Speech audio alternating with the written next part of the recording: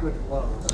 I mean, we take a lot of pride in our defense around here. I mean, stopping the run is one thing we do best, and I mean, try to make it the guys one-dimensional is by passing. And once they get to passing, we have great rushes that affect the quarterback, and that's when we out there playing ball. Can you talk about the team mentality of the defensive line? You know, a lot of times on this defense, in the secondary and the linebackers, they're called out by name. But more times than not on the defensive line, you guys are just referred to as one mean, nasty collective unit. I mean, I like that. I mean, being this defensive line, there's one thing we like.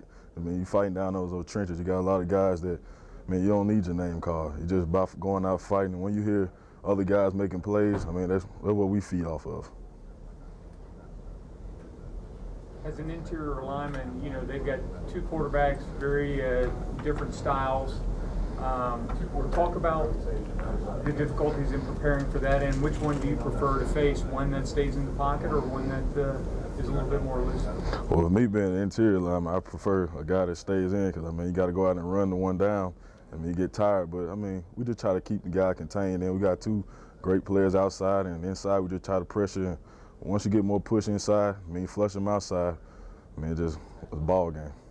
Do you see similarities between LSU's run game and Bama's run game from what you've seen on tape?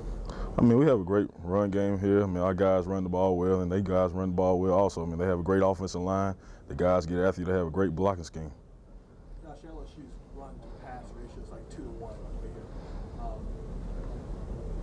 So you know they want to run the ball. They're going to keep trying to pound it. How about you talk about the challenge of the team that knows they want to keep running no matter how successful or not successful they may be.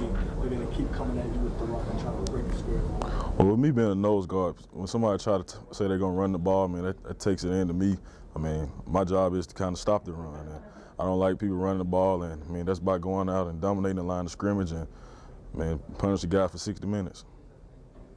Josh, can you talk, even though he plays on the other side of the ball, can you talk about Trent Richardson since you face him in practice, and what are some of the things he does beyond the obvious that we all can see that make him so special?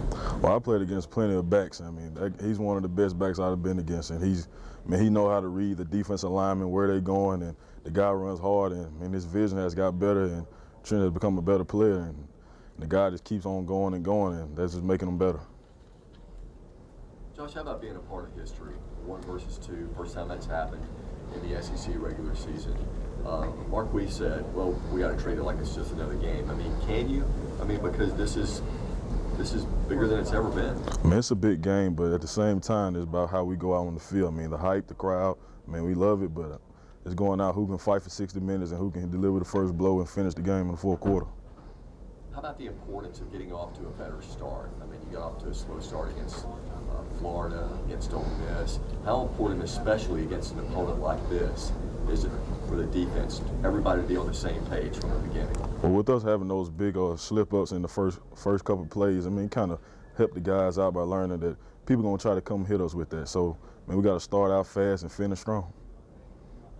Couple more. What's Coach telling you specifically about managing the hype, about not believing everything that we say and stuff? I mean, I feel that Coach, he don't really have to say much. I mean, we kind of realize that, I mean, the hype's going to be there, but it's all about what we're going to do on that field. Are you finally glad this week's here, Josh? I'm glad. I mean, it's a game that a lot of people in the circle, I mean, we circle every game, but this is a great game also.